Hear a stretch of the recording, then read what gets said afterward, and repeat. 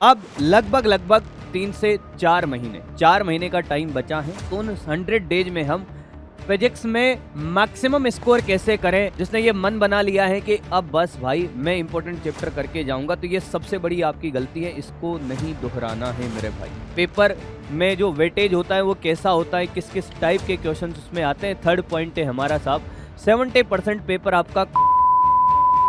बहुत छोटा सा वीडियो है और बहुत काम की बात ही करी है भाई। अननेसेसरी आपका कतई टाइम खराब नहीं किया गया है। भरोसा खुद पर रखो तो वो भी मिलेगा जो किस्मत में नहीं लिखा है, और भरोसा अगर किस्मत में है तो सिर्फ वही मिलता है जो किस्मत वाले छोड़ जाते हैं।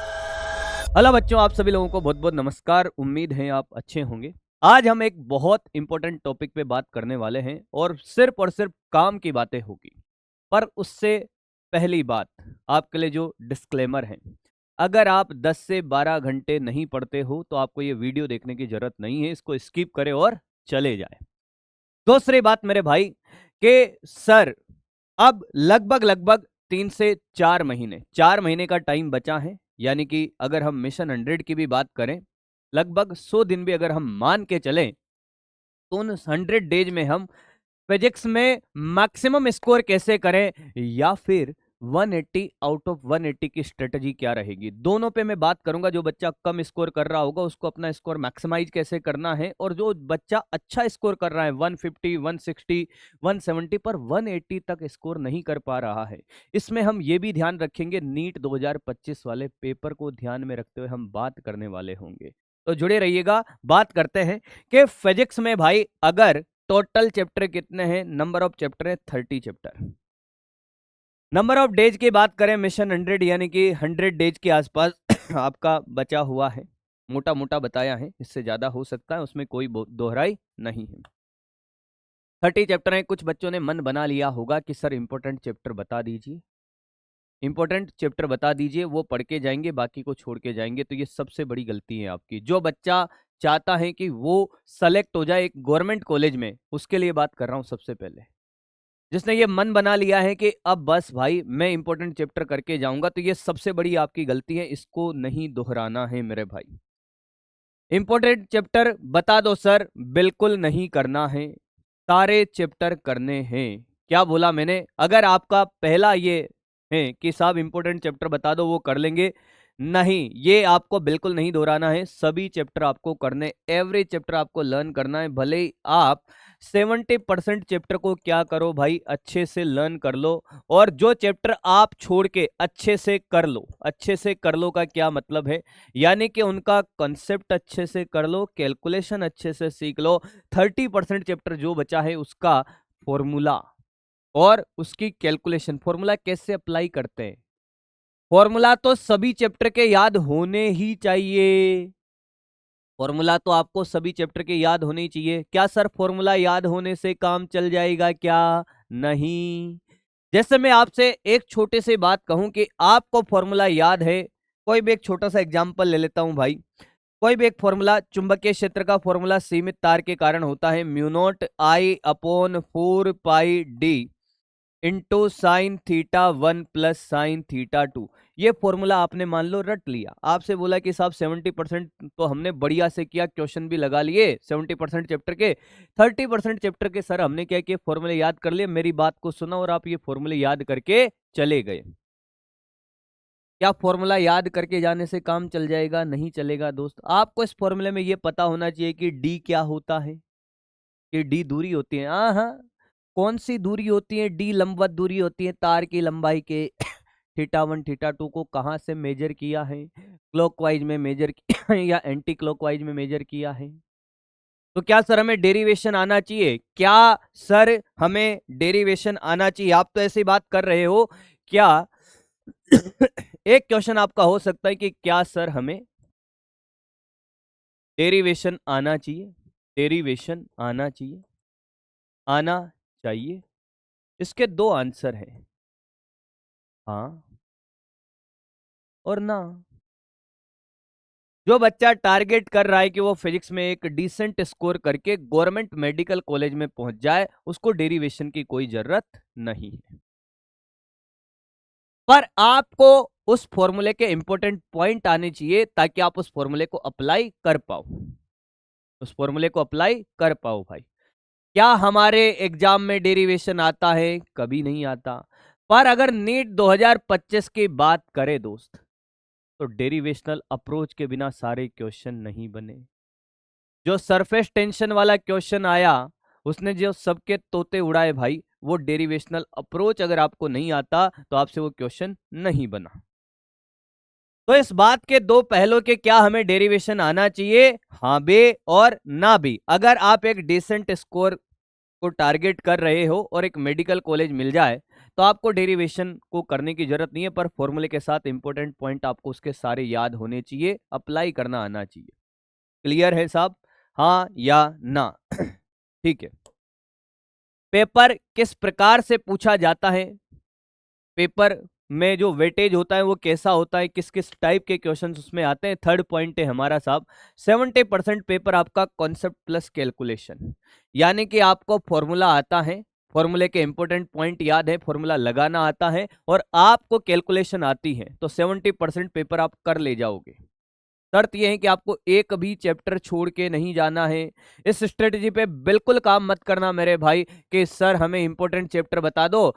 किसी की स्ट्रेटजी देख ली, हजारों स्ट्रेटजी आप पड़ी हुई है भाई, यूट्यूब पे डालेगा और मिल जाएगी कि ये चैप्टर कर लो, ये छोड़ जाओ, ये मैक्सिमम वेटेज का है, ये मिनिमम वेटेज का है। कोई कितने भी वेटेज का हो, हमें सारे चैप्टर करके जाने हैं। चॉइस इज योर्स, चॉइस आपकी है साहब। जो चैप्टर आपको अच्छा लगता है उसको आप बढ़िया से करके जाओ 100%, जो नहीं लगता है फिर भी उसके आपको फॉर्मूला प्लस उसके इंपॉर्टेंट पॉइंट तो करके ही जाना है। 70% पेपर आपका इजी रहेगा, कॉन्सेप्ट प्लस कैलकुलेशन, चाहे पेपर 2025 के पैटर्न का आए या उसके पैटर्न का नहीं आए, 70% पेपर इजी ही आता है। ये 20 और 10% का जो खेला होता है ये तोते उड़ाता है। 20% पेपर मॉडरेट आता है तो कोई दिक्कत नहीं है भाई। 10% पेपर अगर बहुत हार्ड भी आ गया, हाँ, और आप सिर्फ किस बारे में सोच रहे हो कि आपको एक डिसेंट स्कोर के साथ मेडिकल कॉलेज मिल जाए, तो आपका काम यहीं पर हो जाएगा, इन दोनों से ही भाई। हमें वो क्वेश्चन ढूंढ लेने हैं जो हमारे सिलेक्शन के लिए बने हैं। अब जो बच्चा 180 आउट ऑफ 180 स्कोर करने का टारगेट कर रहा है, भाई दो बातें हैं। एक बच्चा गवर्नमेंट मेडिकल कॉलेज में जाना चाहता है, उसको सारे चैप्टर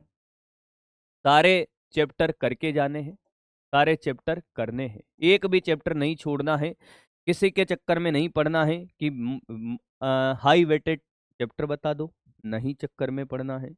किस चैप्टर से कितने क्वेश्चन आएंगे इस चक्कर में नहीं पड़ना है। आपको लगता है कि फिजिक्स में आपको 10-15 चैप्टर ऐसे हैं जो आपको अच्छे लगते हैं, उनको बढ़िया से करो, और कितना आप एफर्ट डाल सकते हो उनको और अच्छा कर लो। जिन चैप्टर को आप छोड़ के जा रहे थे उनके भी कम से कम फॉर्मूला और इंपॉर्टेंट पॉइंट करने हैं।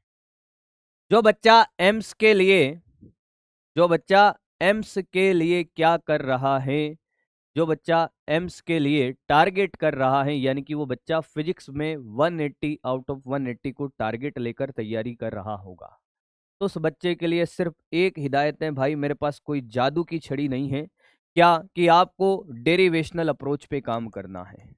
डेरिवेशनल अप्रोच पे, इस अप्रोच पे जिस दिन आपने काम कर लिया भाई, यानी कि डेरिवेशनल अप्रोच आपकी बढ़िया होनी चाहिए। आपको पता होना चाहिए कि साहब अगर पॉइंट चार्ज के कारण इलेक्ट्रिक फील्ड का फॉर्मूला KQ/R² होता है और इसी चार्ज को किसी रोड के ऊपर ऐसे रख दिया जाए उसकी लेंथ के अकॉर्डिंग डिस्ट्रीब्यूट करके, तो आप वहां पर KQ/R² से नहीं निकलेगा, वहां पर पहले रोड को तोड़ना पड़ेगा और उसको जोड़ना पड़ेगा, इंटीग्रेशन करना पड़ेगा। ये डेरिवेशनल अप्रोच आपको आनी चाहिए। रोड का हो गया, रिंग का हो गया, गोले का हो गया, ये बहुत बार बहुत सारे चैप्टर में आता है। तो आपका डेरिवेशनल अप्रोच अगर बहुत अच्छा है तो फिर आप 180 आउट ऑफ 180 को टारगेट कर सकते हो, सीधी बात। यहां कोई जादू की छड़ी नहीं है दोस्त कि मैं कहूंगा ये कर ले और तूने मैं कहूंगा कि ये कर ले, वो करेगा तो इंप्रूवमेंट होगा, पर ऐसा नहीं है कि सर कोई मंत्र दे दो और फेंक दो सर और हमारे 180 आउट ऑफ 180 आ जाए। इस भ्रम में है तो भैया अभी से आप निकलो, वीडियो आपको देखने की जरूरत नहीं है दोस्त। कहीं पर किसी के पास कोई जादू की छड़ी नहीं है, मेहनत आपको ही करनी है। इस वीडियो के बाद मुझे एक एक बच्चे का कमेंट चाहिए नीचे कि आप फिजिक्स का एक भी चैप्टर छोड़कर नहीं जाओगे। कोई चैप्टर छोड़ के नहीं जाना है। आज के बाद इस वीडियो को देखने के बाद अगर तू मेरा बच्चा है तो किसी से भी हाई वेटेज चैप्टर के बारे में बात नहीं करेगा कि सर हाई वेटेज चैप्टर बता दो, हम उनको पढ़ के जाएंगे, बाकी को छोड़ के जाएंगे। हम सारे चैप्टर पढ़ के जाएंगे भाई। किसी से हाई वेटेड चैप्टर के बारे में नहीं पूछना है, किस चैप्टर से कितने क्वेश्चन पूछे जाएंगे ये भी नहीं पूछना है, क्योंकि हम सारे चैप्टर करके जाएंगे। हम हमारा 100% एफर्ट्स डालेंगे। 100% एफर्ट डालने पर अगर हम 30 चैप्टर में से सिर्फ मान लो कि 20 चैप्टर कर पाए, 20 चैप्टर कर पाए, तो बाकी जो रिमेनिंग 10 चैप्टर हैं, इन 10 चैप्टर का भी हम फॉर्मूला प्लस इसके फॉर्मूले की जो कंडीशन है और कैलकुलेशन करके जाएंगे। क्लियर है मेरे भाई? उम्मीद है आपको मेरी बात समझ आएगी, क्योंकि बहुत छोटा सा वीडियो है और बहुत काम की बात ही करी है भाई। अननेसेसरी आपका कतई टाइम खराब नहीं किया गया है। उम्मीद है आप समझ गए होंगे कि भाई साहब किस्मत कोई जादू का खिलौना नहीं है, यहाँ पर सिर्फ मेहनत करनी पड़ती है और मेहनत करने वालों की कभी हार नहीं होती है। तो मिलेंगे दोस्त हम रिजल्ट सेलिब्रेशन में। सिर्फ और सिर्फ आपको अपना काम करना है, ईमानदारी के साथ मेहनत करते रहो दोस्त, भरोसा खुद पर रखो, तो वो भी मिलेगा जो किस्मत में नहीं लिखा है। और भरोसा अगर किस्मत में है तो सिर्फ वही मिलता है जो किस्मत वाले छोड़ जाते हैं। थैंक यू सो मच बच्चों, love you all, bye bye.